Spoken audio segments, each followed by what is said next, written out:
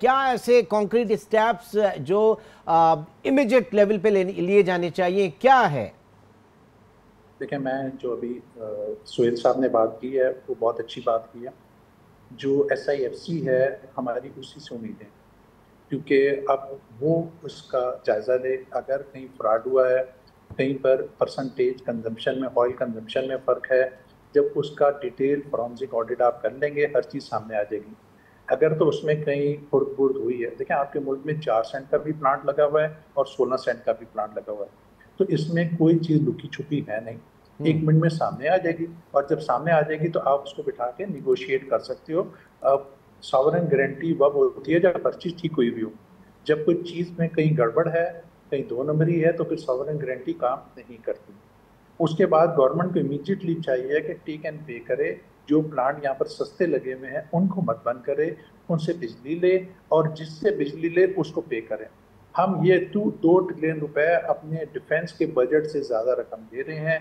18 trillion रुपए का हमारा बजट है, 18 में से 2 ट्रिलियन रुपए ये दे रहे हैं, और दूसरा एक हम सूद में 9.4 ट्रिलियन रुपए दे रहे हैं, हमारा मुल्क पे कर रहा है। इनसे हम जान छुड़ाएं, आपकी मुल्क में खुशहाली भी आ जाएगी और इंडस्ट्रियलाइजेशन का दौर शुरू हो जाएगा। शुक्रिया तनवीर साहब मेरे से एग्री करने का। ठीक, सुहेल साहब ये बताइए कि इसमें IMF का क्या कंपल्शन है, क्योंकि ये कहा जा रहा है कंपल्शन नहीं, ये कहा जा रहा है कि वो सॉवरेन गारंटी के हवाले से या इनके कैपेसिटी पेमेंट्स के हवाले से, तो ये बार बार जो आप टैरिफ्स खाते में बढ़ा रहे हैं। ये देखिए, IMF के एक कमेटी में 2005 में मैं खुद नेगोशिएट कर चुका हूँ IMF से, आप उठा के देख लीजिए। उस ज़माने में हमने प्याला तोड़ दिया था, बड़ा शोर मचा था। उस कमेटी का मैं भी मेंबर था। बात ख़त्म हो गई। बदरम सुल्तान बूथ जो वक्त गुजर गया, अब उसे दोहराने की अब तो देख लिया है ना। हाँ, प्याला पहले प्याला था, अब देख गए अल्हम्दुलिल्लाह। अब मैं आपको ये बता रहा हूँ कि IMF आपसे कभी ये नहीं कहता है सर बढ़ाओ इधर। उनके तो खुद प्रेसिडेंट कह रही है कि आप गरीबों पे टैक्स ना लगाएं, अमीरों पे लगाएं, ये करें वो करें। लेकिन आप ये सोचिए कि IMF ये कहता है कि आपकी बिजली में इतना डेफिसिट है, इसे ख़त्म कीजिए। आप क्या करते हैं, डेफिसिट और सर्कुलर डेट को उसकी कीमत बढ़ाते थे, चोरी को कम नहीं करते। तो जो पहले एक यूनिट 16 रुपए का चोरी होता था या 8 रुपए का चोरी होता था, आज वो 80 रुपए का चोरी हो रहा है। तो डेट उसके वक्त के मुताबिक 5 गुना एक ही दिन में बढ़ रहा है। तो वो तो और बढ़ता रहेगा जितनी आप कीमत बढ़ाते रहेंगे। सर ये जो क्लेम करते हैं कि इतनी बिजली के कारखाने लगाए हमारे दौर में, बिजली के घर, ये सिलसिला बेखराब कहां से हुआ? सर आप उनके सबके नाम देख लीजिए, वो सारे फेडरेशन के मेंबर हैं, जिनके IPP हैं, या गवर्नमेंट के मेंबर हैं, या एस्टेब्लिशमेंट के मेंबर हैं, सबके मेंबर या पॉलिटिकल एलीट्स हैं, सियासी खानदान हैं। 78% तो टोटली 3 पार्टियों के हैं। ये सब, इसमें सब सारी पार्टियां शामिल हैं, सारे बिजनेसमैन शामिल हैं, सब लोग शामिल हैं। हाँ, चंद नहीं शामिल हैं जो जिनका और बिजनेस है। लेकिन साहब ये हमारा कौमी इज्तिमाई है, इसको सिर्फ मशावरत और बैठ के तय किया जाता है, ना किसी को लड़ के तय ख़त्म होगा ना होगा। लेकिन ये अब मसला इतना बढ़ गया है कि या तो आपका मुल्क रहेगा, या IPP रहेंगे, या एक्सपोर्ट रहेगी, या आप रहेंगे, या गरीब आवाम रहेगी, या कुछ होगा। ये मैं आपसे इसलिए अर्ज़ कर रहा हूँ कि देखिए इसको कोई जैसे उन्होंने भी फरमाया, एग्री किया कि भाई सिर्फ मैं कब 3 साल से ये बात बोल रहा हूँ कि IPP सॉवरेन गारंटी सिर्फ उस वक्त रहती है जब तक वो दूसरी साइड से कोई फ्रॉड ना हो और तमाम शराइत फुलफिल हो। एक शर्त भी फुलफिल ना हो, आप एक तरफा गवर्नमेंट उसे कैंसिल कर सकती है। हर क्लॉज, हर कॉन्ट्रैक्ट में एक एग्जिट क्लॉज होता है, हर कॉन्ट्रैक्ट में एक आर्बिट्रेशन क्लॉज होता है। ये अगर कोई कॉन्ट्रैक्ट इसके बगैर है तो मैं नहीं समझ सकता। कोई भी इंडस्ट्रियलिस्ट से आप बात कर लें, इवन एक्सपोर्ट में भी कॉन्ट्रैक्ट आर्बिट्रेशन क्लॉज होता है इंटरनेशनल बायर्स के साथ।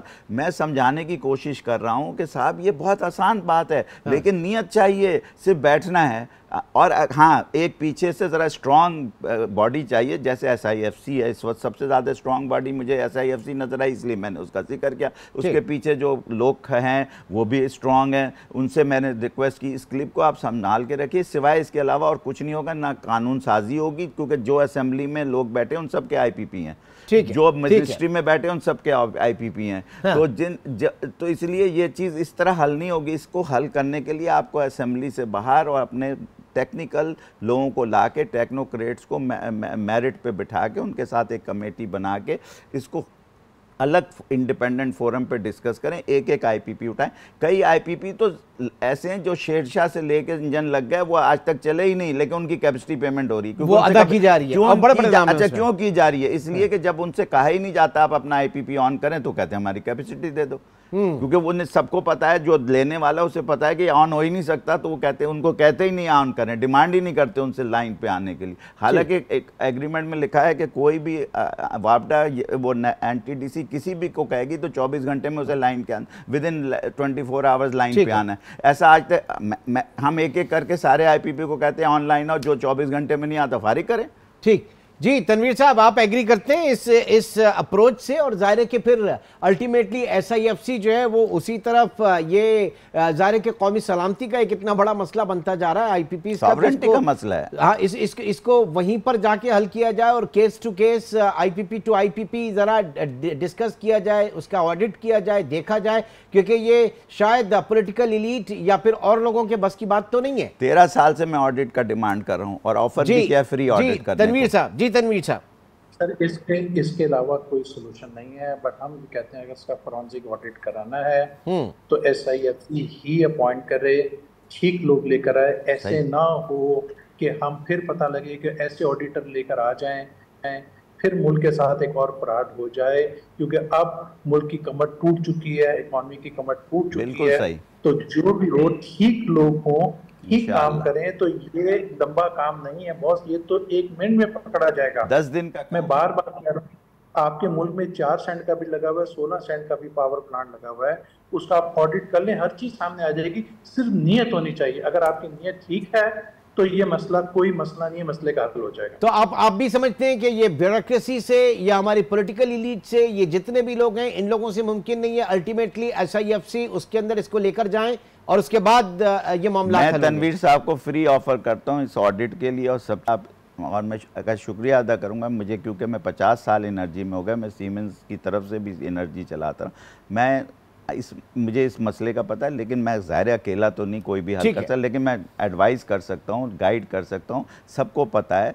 लेकिन अगर मुल्क की खातिर कोई काम मुफ्त में भी करना पड़े तो कर लेंगे। तनवीर साहब, ये बताइए, इस वक्त अब ज़ाहिर के बात की जा रही है पाकिस्तान की एक्सपोर्ट्स के हवाले से, और हम जीएसपी प्लस स्टेटस भी हमारे पास था, उसके बाद हमारे तो बड़े पेचीदा मसाइल हैं ना, हम कहाँ खड़े हैं इस वक्त? जिस $100 बिलियन की हम बात कर रहे हैं, हम खड़े इस वक्त कहाँ हैं? एट प्रेजेंट तो हम मतलब कॉम्पिटिटिवनेस है नहीं ना हमारी रीजन के हवाले से, इंटरनेशनल मार्केट्स के हवाले से, वी आर नोवेयर।